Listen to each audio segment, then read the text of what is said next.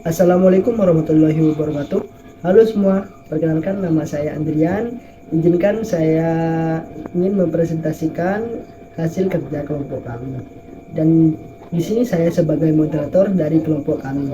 Materi kami yang berjudul pendekatan ilmu ekonomi.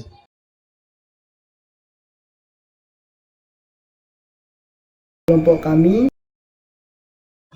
di sini saya sebagai moderator ingin memperkenalkan kelompok kami. Yang pertama itu Minatul Amalia sebagai pemateri pertama dan juga kedua. Dan kedua itu ada Harisun Hanan sebagai pemateri kedua. Dan ketiga itu ada Andrian, saya sendiri sebagai moderator dan pemateri ketiga. Dan keempat itu ada Aliani Sakinah sebagai pemateri keempat. Kelima ada Nabila sebagai pemateri kelima. Dan yang terakhir itu ada Budi Hartono sebagai pemateri keenam.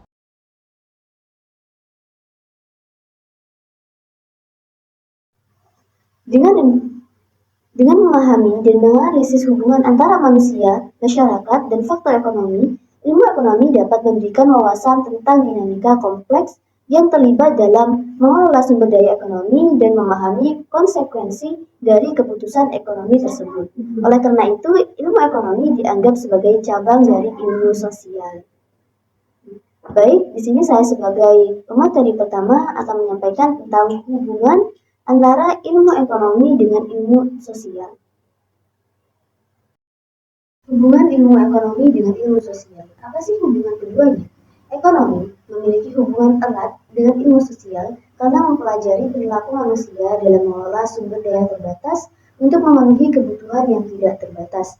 Ilmu sosial sendiri secara umum memerhatikan interaksi sosial dan struktur masyarakat, sementara ekonomi fokus pada aspek produksi, distribusi, dan konsumsi barang dan jasa. Dan tentunya ilmu ekonomi termasuk dalam ilmu sosial karena fokusnya pada studi perilaku manusia dalam konteks ekonomi dan sosial. Berikut adalah beberapa alasan mengapa ilmu ekonomi dianggap sebagai ilmu sosial. Yang pertama, perilaku manusia. Ilmu ekonomi mempelajari cara individu, kelompok, dan masyarakat secara umum mengalokasikan sumber daya yang terbatas untuk memenuhi kebutuhan dan keinginan yang tidak terbatas. Ini melibatkan analisis terhadap pilihan ekonomi yang dibuat oleh manusia. 2. Interaksi sosial. Ekonomi tidak dapat dipisahkan dari interaksi sosial karena keputusan ekonomi seringkali melibatkan transaksi antara individu atau kelompok. Interaksi ini mencakup pasar, kebijakan pemerintah, dan dinamika ekonomi lainnya yang dipengaruhi oleh faktor sosial. 2. Struktur sosial dan kebijakan. 3. Struktur ekonomi. 3. Struktur sosial dan kebijakan. Ilmu ekonomi memperhatikan struktur sosial dan dampaknya pada sistem ekonomi. Pemerintah dan lembaga sosial memainkan peran penting dalam membentuk kebijakan ekonomi, distribusi, kekayaan, dan regulasi pasar. 4. Analisis institusi. Ilmu ekonomi memeriksa peran institusi sosial seperti pasar, perusahaan, dan pemerintah dalam mengelola sumber daya ekonomi. Peran dan interaksi institusi ini menjadi fokus kajian ilmu ekonomi. Yang kelima, dampak budaya dan sosial. Ekonomi tidak hanya dipengaruhi oleh faktor-faktor ekonomi sendiri, tetapi juga oleh faktor-faktor budaya dan sosial. Nilai-nilai budaya, norma sosial, dan perkembangan masyarakat memiliki dampak langsung pada perilaku ekonomi. Dengan memahami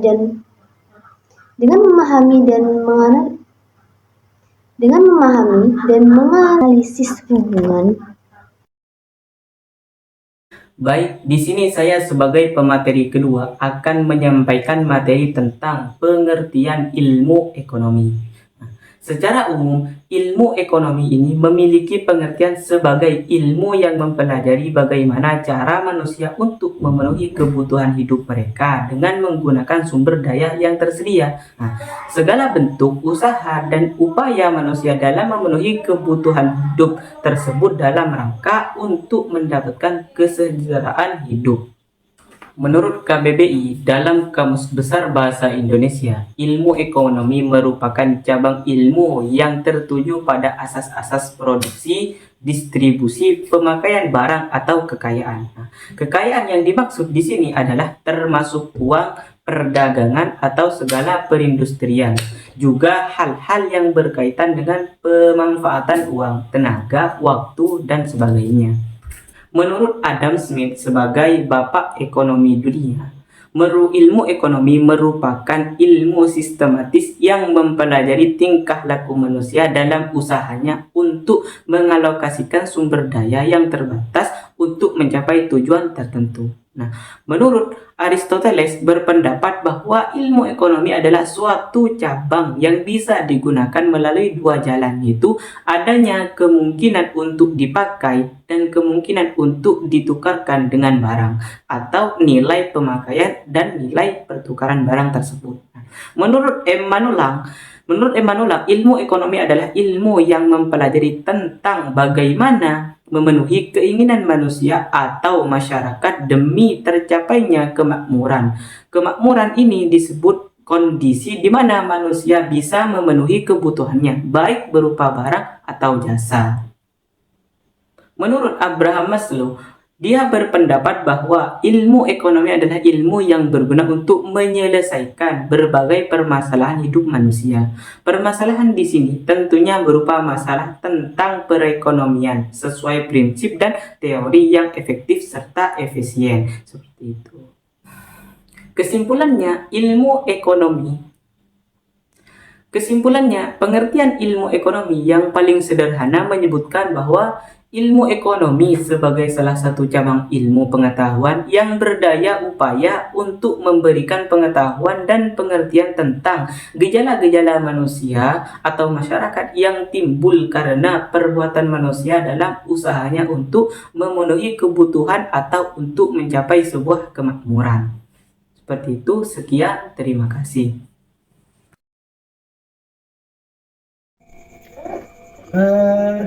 Assalamualaikum, kembali dengan saya. Saya akan menjelaskan tentang objek dan ruang lingkup kajian dalam ekonomi. Objek kajian ilmu ekonomi adalah keseluruhan kegiatan perekonomian manusia. Nah, keluasan kajian tersebut menyebabkan ruang lingkup di dalam ekonomi dikenal ada dua, yaitu bersifat mikro dan makro. Nah, ilmu ekonomi mikro merupakan cabang ilmu yang mempelajari sebagian kecil aspek individualisme kegiatan seluruh perekonomian yang meliputi kegiatan konsumen dan kegiatan produsen. Nah, inti di dalam ilmu ekonomi mikro ini dititik beratkan kepada bagaimana membuat pilihan untuk pertama mewujudkan dalam penggunaan sumber-sumber, dan kedua itu mencapai kemakmuran atau kepuasan yang maksimum. Nah, kedua, itu ada ekonomi makro. Merupakan cabang ekonomi yang khusus mempelajari mekanisme bekerjanya perekonomian sebagai suatu keseluruhan atau agregat berkaitan dengan penggunaan faktor produksi yang tersedia secara efisien agar kemakmuran masyarakat dapat dimaksimalkan. Nah, di dalam ilmu ekonomi mikro ini ada suatu pendapat dari ahli ilmu ekonomi, yaitu Samuelson pada tahun 1996. Dia mengemukakan bahwa inti ekonomi makro adalah menganalisis penentuan tingkat kegiatan ekonomi yang diukur dari pendapatan, sehingga ekonomi makro sering dinamakan sebagai teori pendapatan atau income theory. Tujuan dan sasaran analisis ekonomi makro antara lain: pertama, sisi permintaan agregat dalam menentukan tingkat ekonominya itu. Yang kedua itu pentingnya kebijakan dan ikut campur pemerintah untuk mewujudkan prestasi kegiatan ekonomi yang diinginkan. Nah, di sini semuanya teman-teman pasti paham antara ekonomi mikro dan ekonomi makro. Nah, sekian dari saya dan materi ini. Mungkin lebih jelasnya lagi untuk materi selanjutnya. Menurut Kiesinfer 1996, perkembangan tersebut menyebabkan objek kajian ekonomi juga mencakup bidang yang semakin meluas dan kekhususannya masing-masing, yakni A. Ekonomi lingkungan. Bidang kajiannya bermula dari tulisan Gray ratusan Vigo 1920-an dan Hotel 1930-an. Namun demikian, ekonomi lingkungan baru muncul sebagai studi koheren pada tahun 1970-an, yaitu ketika revolusi lingkungan mulai terjadi di berbagai negara di dunia. Ekonomi evolusioner merupakan bidang kajian ekonomi yang menjelaskan naik turunnya pertumbuhan ekonomi dan jatuh bangunnya perusahaan-perusahaan, kota-kota, kawasan, dan negara yang mencerminkan bahwa evolusi selalu beroperasi pada tingkat yang berlainan dengan tingkat kecepatan yang berbeda-beda. Hal inilah yang menjadi latar belakang munculnya bidang-bidang baru kegiatan ekonomi eksperimental. Pada mulanya merupakan hasil-hasil studi perilaku pilihan individu, terutama ketika perekonomian memusatkan perhatiannya pada teori-teori mikro. Ekonomi kesehatan ekonomi ini berusaha melakukan analisis terhadap input-output perawatan kesehatan, seperti pembelanjaan dan tenaga kerja, pemikiran dan dampak-dampaknya pada hasil akhir yang diinginkan, yaitu kesehatan masyarakat. Sedangkan tujuannya ekonomi kesehatan adalah menganalisasikan aneka informasi mengenai biaya dan keuntungan, dan cara-cara alternatif mencapai kesehatan dan tujuan-tujuan kesehatan. Ekonomi institusional merupakan studi tentang sistem sosial yang membatasi penggunaan dan pertukaran sumber daya lengkap, serta upaya-upaya untuk menjelaskan munculnya berbagai bentuk pengaturan institusional yang masing-masing mengandung konsekuensi tersendiri terhadap kinerja ekonomi. Ekonomi sumber daya alam merupakan bidang ekonomi yang mencakup kajian deskriptif dan normatif terhadap alokasi berbagai sumber daya alam, yaitu sumber daya yang tidak diciptakan melalui kegiatan manusia, melainkan disediakan oleh alam. Ekonomi matematika mulai berkembang sejak tahun 1950-an, sebelum terjadi formalisasi ekonomi matematika dan sebelum dikenal teknik-teknik canggih dalam analisis matematika. Ekonomi tersebut terutama bertumpu pada teknik-teknik analisis grafik dan presentasi.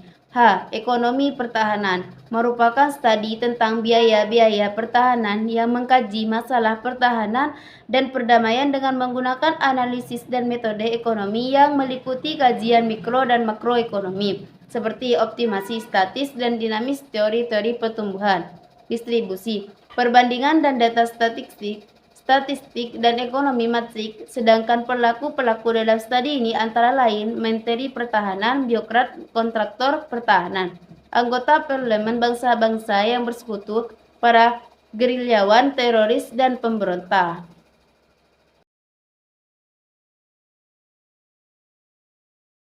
Baik, di sini saya sebagai pemateri kelima akan menyampaikan materi tentang dua pendekatan utama dalam ilmu ekonomi, yaitu ekonomi positif dan ekonomi normatif.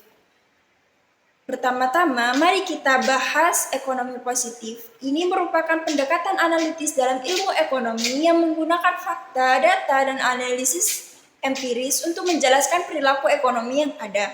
Sebagai contoh, dalam ekonomi positif, kita dapat menganalisis data pertumbuhan ekonomi suatu negara berdasarkan statistik real, seperti GDP, tingkat pengangguran, dan inflasi. Selanjutnya, kita akan membahas ekonomi normatif.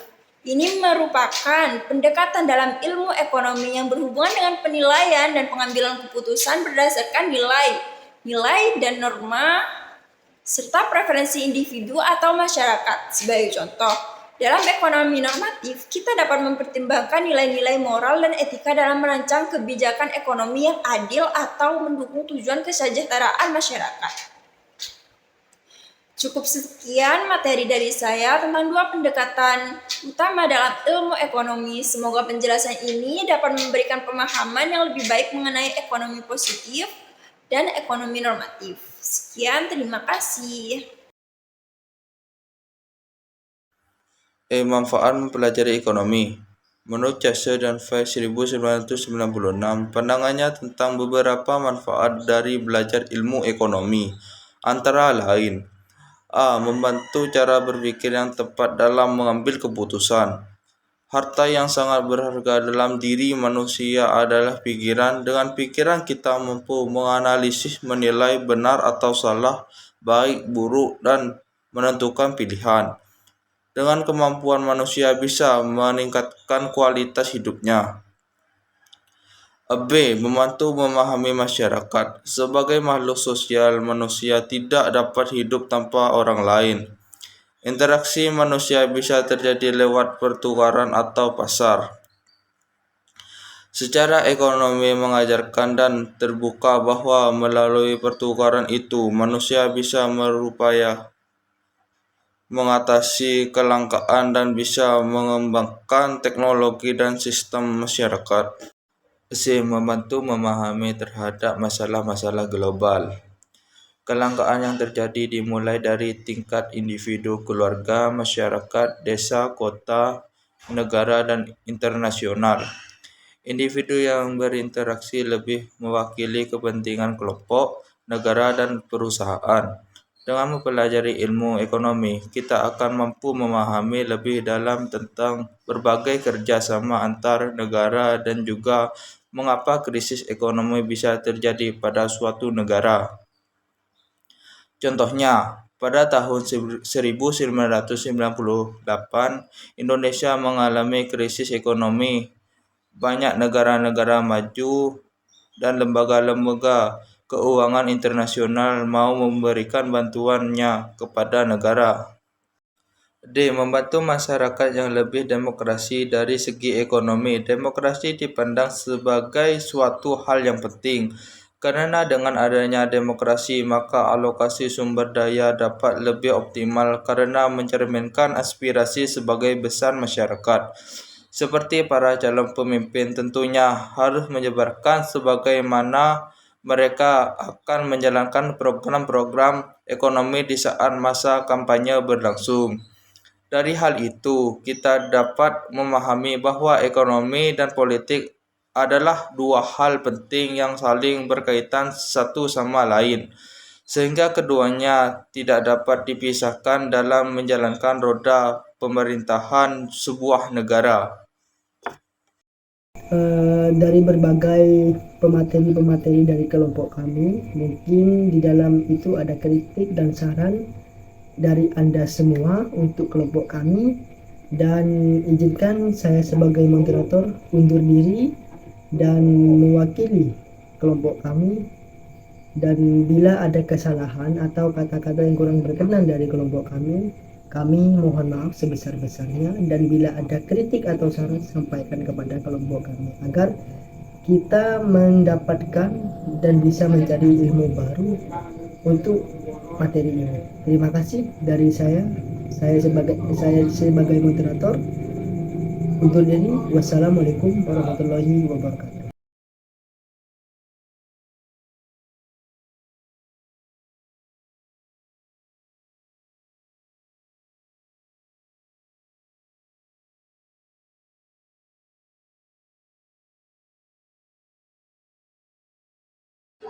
Demikianlah presentasi dari kelompok kami. Wassalamualaikum warahmatullahi wabarakatuh.